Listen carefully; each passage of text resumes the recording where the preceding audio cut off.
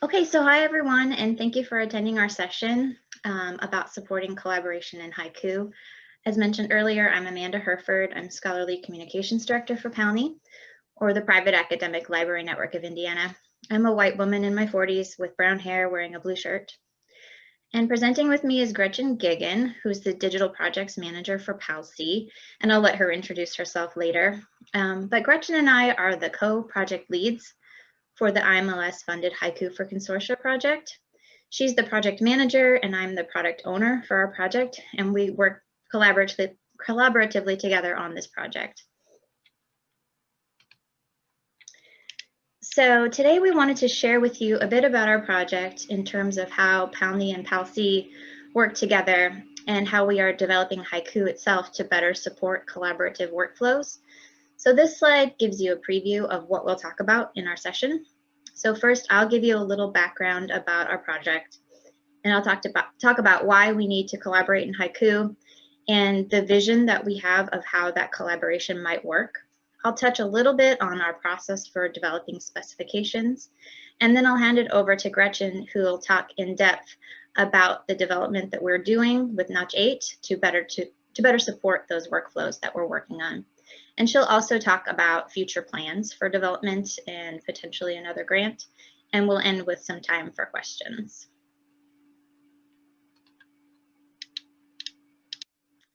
So a little background about the Hyku for Consortia project. It really is based on this core idea of collaboration, community, and sharing. If you visit our project website, you'll see our tagline. Together, we are developing an affordable, open source, and collaborative IR solution based on the Hyku software. So we, PALNI and PALCI, or collectively called the PALs, have come together in this partnership with a shared vision and a cooperative working model to build out this product together. So we consider the diverse needs and voices of our many supported institutions across our two consortia in this development. And we work with Notch 8 on the development, which has been a really great collaborative process in which Gretchen and I and our executive directors, Kirsten Leonard and Jill Morris, are actively involved. And IMLS is also a very important partner since they've made the project possible with their funding. So a little bit about identifying needs. PALNI's need for a consortial IR solution has existed for quite some time. We've been looking at it since about 2013, way before I came on to PALNI. So back then, or recently after that, a survey of PALNI library directors found that 70% of the PALNI schools had no IR, but that 65% would be interested in coming together to find some sort of shared solution. In that survey, they had identified budget constraints as the biggest impediment to creating their own IR, but also cited lack of staff and lack of technological support as additional barriers. So as a consortium, PALNI's challenge was to find a solution that addressed those barriers. And the question we asked was, could we find an IR platform that allowed us to share cost, share administrative overhead, and share technology management as well? So PALNI's had a little bit of experience doing this kind of thing with what we call deep collaboration. In deep collaboration, we work together, consortia staff and librarians from our institutions. We work closely together to identify and solve problems for the good of the entire consortium. And one example of this kind of collaboration is with the PALNI Digital Admin Team, or PDAT. This small group of experienced repository users provides hands-on support for PALNI's shared content DM instance for the entire consortium. That includes collection setup, website help, training, and just giving general advice and helping to troubleshoot with digital collections and content DM. So we knew we could provide something similar for an IR service if we could only find the right platform. So PALNI's next step was to clearly document our vision for IR collaboration, in which we did in our 2018 vision document, which is available at the PALNI website. In this document, we mapped out how we wanted our collaborative IR to work. And this graphic shows the envisioned structure that would allow a central team, on this chart, the PALNI IR admin team, to administer repositories for multiple institutions. Vital to this vision is the central management of the multi-tenant environment. We wanted each institution to have a separate slice of the whole with their own look and feel and the ability to search within their repository without getting content from other institutions mixed in. But we also wanted to be able to, at the consortial level, be able to easily handle setup for the institutions, similar to our model for what we did with Content DM. This would significantly lower the bar for our schools to start and maintain their own IR service. So the last thing that I'll highlight from our vision document is the user management piece. We knew that we needed to have a setup that allowed for straightforward creation of accounts that could be easily assigned roles and permissions, allowing for the one-to-many and one-to-one workflows from deep collaboration. One-to-many being staff at the consortial level, having the ability to access each institution's system to make necessary changes or to perform a task. And then one-to-one being institutions working together, typically around performing a task such as metadata creation. So allowing our institutions to check rights, create metadata, and do other tasks for each other. So PALNI's IR vision has since become the shared vision for the Hyku for Consortia project with PALCI. PALCI, bringing needed experience and expertise with Hyku, had similar goals for a collaborative IR service and were logical partners for us to align with on our way forward. Using the IR vision as a jumping off point, we started working with Notch 8 to make this vision a reality. First, we just stood up the shared instance with PALNI and PALCI working together with Notch 8 and started working with volunteers from across the two different consortia to test it for their needs. And then with funding from IMLS, we were able to significantly scale up those efforts and start offering pilot repositories. And we also started at that time developing features to help Hyku work better for the multi-tenant environment. So here's that process that we're using for feature development. First, we gather data on needs from our product management group. This group, with members from both PALNI and PALCI, provides input on the development process through informal user stories that we gather in our meetings. Gretchen and I then analyze those needs to create specifications for development, and we then work with the PM group to revise as needed before we share with Notch 8, and then turn those specs into specific tickets for the work. And of course, we meet regularly with Notch 8 to plan and review work completed. So for the collaborative workflows feature that we've been developing to create specifications, we listened to our product management team and created some sample workflow scenarios and also some narratives for our new user roles and a matrix that shows roles and permissions. And finally, a landscape visual view of how tenants and roles could work together within the consortium to support collaborative workflows. So we shared all of this information with Notch 8 and are moving forward on making that into real development. So now I'm going to hand it over to Gretchen to talk about how we did this, working with Notch 8, how we turn those specs into plans for development. Right. So how do we take kind of relatively abstract view from our perspective as librarians in each of these consortia who want to actually work together across institutions on one shared repository service.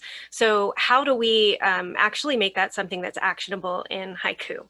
So next slide. So I want to actually stop for a second and just note that our development partners at Notch8 are primarily responsible for translating this into something that would work.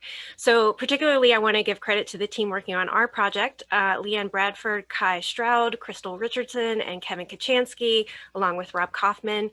We really appreciate their work on this. I'm going to do my best to describe their work. And I did go over this several times with Crystal, so thank you, Crystal. But I hope they can gently correct any errors I might make in describing this. But I thought we'd start with the proposed workflow. So this is what we want to end up with when we complete this work. So within Hyku, you could create a group of users. You could give that group some particular roles for CRUD functions specifically, create, read, update, delete. And those would apply to particular levels. So because we're dealing with the multi-tenant, you may need to create someone who has function over a single tenant or multiple tenants, and then within those tenants collections or across those tenants collections, admin sets and works. Now, concurrent to that, we also have sipity roles to manage. So those deal with the approval of mediated deposit workflows, and those are separate from the other roles. And those need to be created according to the desire for either global or per admin set functions. So next slide. So just to lay a little bit more groundwork, sorry, I'm trying to advance my notes. Roles in Hyku are a little bit fraught. So just to give some definitions, so we're all working from the same place. In what I'm going to talk about today, groups are sets of users in Hyku, and that group is given a particular name, and it's treated as kind of a single multi-user entity. Roles are permissions to do various CRUD and management functions within various domains. So a role could be, I can create works in a tenant, or I can manage the appearance settings in the tenant, or I can edit works in this collection. So all of those are individual roles as opposed to like just one big role of editor. Sipity roles then again are permissions to deposit and approve in a mediated workflow. So they're kind of like parallel to the other roles. And groups can be assigned roles and sipity roles. So next slide. Currently, roles appear in two different places and in two different ways in Hyku then. So first, there's a manage users space on the dashboard where you can assign groups to those overall CRUD roles. And then there's also mention of roles in the admin set or collection participant screen where you can assign users to specific sipity functions. Next slide. So our first step actually was to fix discrepancies and bugs in the current code. So there were two areas that were just not functioning as intended in Hyku. The first was that Hyku's handling of groups and Hyrax's handling of groups were not in sync. I presume an entire presentation could be done about that. So for our purposes, I'm just going to say we fixed that so that they align. Secondly, there was an outstanding bug from the original development of Hyku back in 2017 regarding the assignment of groups to admin sets. It basically didn't work. So we made it possible to assign groups to those roles within admin sets. Next slide. Okay, so this is the one that has a lot of animations, Amanda, so we'll just all prepare ourselves. I'm a little animation crazy in my slides. It's a personal failing. So step 2 was to create the default groups and roles we outlined in our requirements. So if you remember back to our matrix, that was probably the most straightforward presentation of the roles and groups. And this is actually a big step, and I'm going to break it down into several places, but just to give an example, the overall outcome is that if you hit next, the admin user could create anything they want, but the next editor or manager could only create collections, admin sets, works, and users within a specific tenant. They can't create a tenant. And even further down from that, the editor can only create collections or works. So there's lots of different arrows that can be connected in all kinds of different ways. So we created groups to align with what you see in the first category, and then roles that were the arrows basically between roles and entities. Again, roles is just used multiple times in multiple ways. Sorry. So that was particularly something that applies to our project, those specific groups and those specific roles. But the underlying behavior of being able to create customizable roles and assign them to groups will be contributed back to the community. So we've created this new workflow roles page, which at the moment is loaded with existing sipity roles. But with this, you can assign both individuals and groups to very specific role functions. And by combining these, you can create a really permissible or flexible permission scaffold. So you can use the defaults that you set up the tenant with, but you also can create new ones as needed. And on the next slide, part of this step is also to sync the new roles that we've created with what is currently available through those existing places where roles can be assigned. So the admin set and or collection participants tab, so that everything is kind of in sync in all of the places where you see roles. Next. Then this actually on this slide isn't really a separate step, but this is really just to point out that in addition to the predefined roles, we can also independently assign the sipity roles to individual users. So we could give, and to groups. So we could give the editorial group approving permission as part of its default role, but we could also assign approving to an individual or an additional group to specific collections or tenants as needed. So we can still go with the default, but then we can still do things on a more smaller scale as needed. So next slide. So the last two parts of this work we haven't really gotten to yet, but they are going to involve elevating this control to the consortia-wide administration. So on our matrix, and particularly in the visual view, I think it's easy to understand what's really unique about our situation as consortia is that we have a need to be able to assign people as managers or editors across multiple tenants or across collections that exist in multiple tenants to really be able to have that collaborative workflow that Amanda spoke about. So we need to be able to, at the consortia level, have the ability to have certain roles that exist at the consortia level across multiple tenants and to be able to manage those. You could theoretically do this right now if you went into each tenant and created a user account for each of those people and gave them those specific roles in each of those tenants. But as Amanda said, we're representing almost 100 institutions. And if this scales the way we want it to scale, that's just a totally untenable workflow to have to go into each tenant and assign a person to a specific role in that tenant if they have a multi-tenant role. So if you go to the next stage, we haven't done this yet. So this has an animation.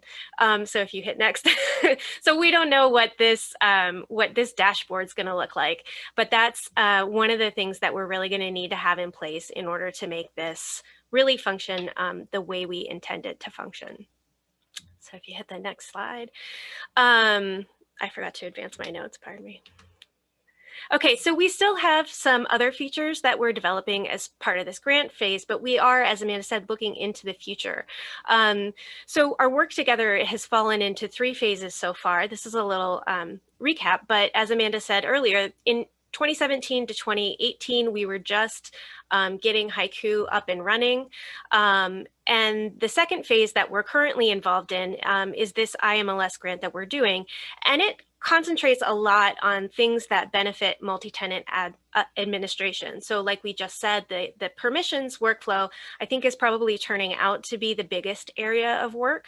But we're also working on some things that make it possible to have multiple tenants and have them be at least a little bit customizable on a tenant by tenant basis.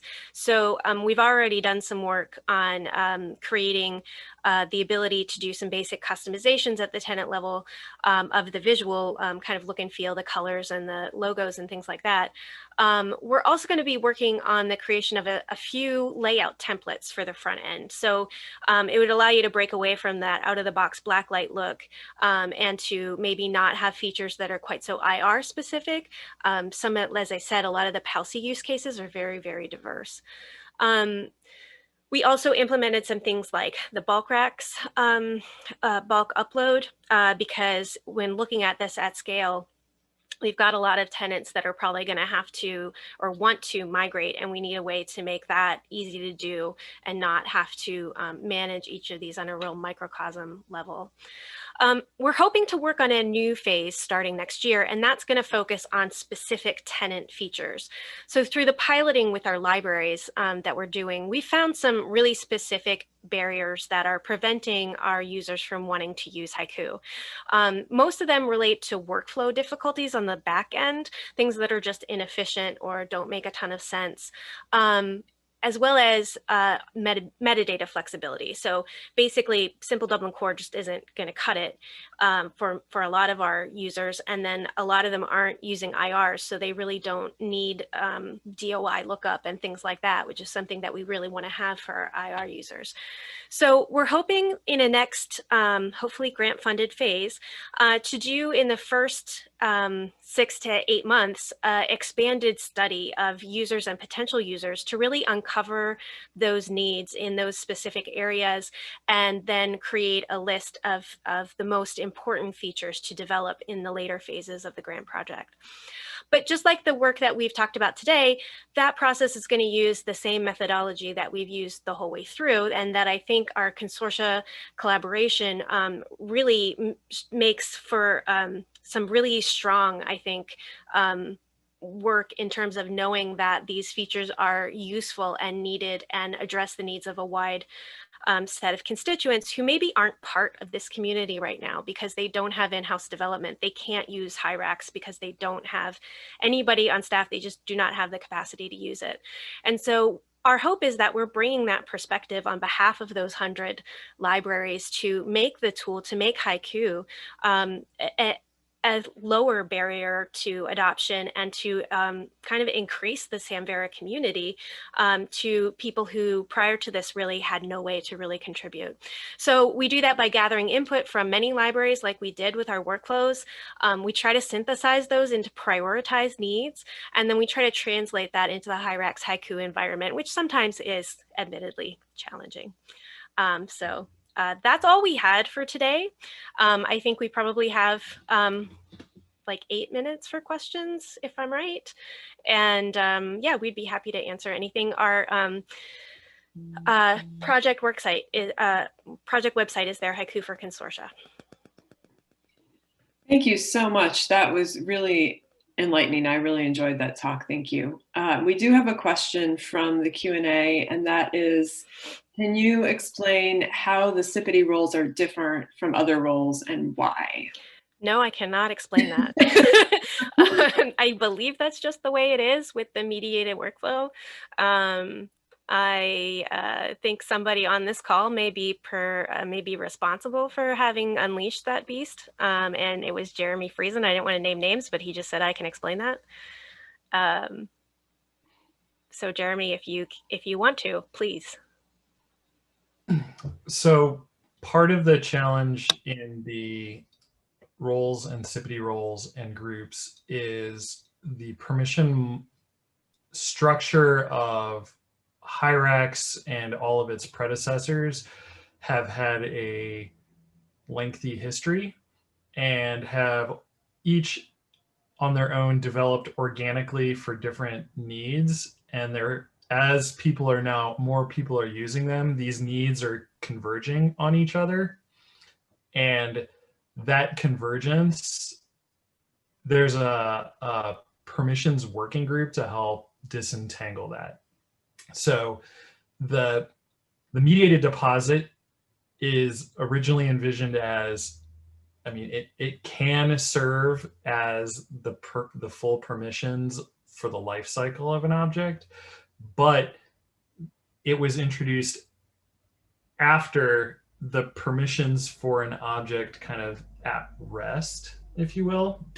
So that reconciliation is currently being worked through. There was a working group to really disentangle it, and we have asked that it wait until we get everything Valkyrized, like thrown into Valkyrie.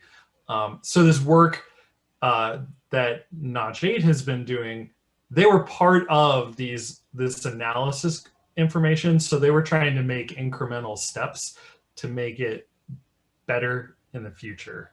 But it's a matter of resourcing. Yeah. And I want to say thanks to Jeremy, who's been helping us along in the project, giving us advice and helped us kind of work this out. So we're really pleased having us come in from PALNI has 4 staff, PALCI has 4 staff. PALNI also has a smaller staff. PALCI, I know, doesn't have anyone who is a developer on staff. So we're kind of approaching the community a little bit as outsiders, and we've really appreciated folks like Jeremy and Notch 8 kind of helping us to get our needs surfaced and worked into a solution that works in Hyrax Hyku.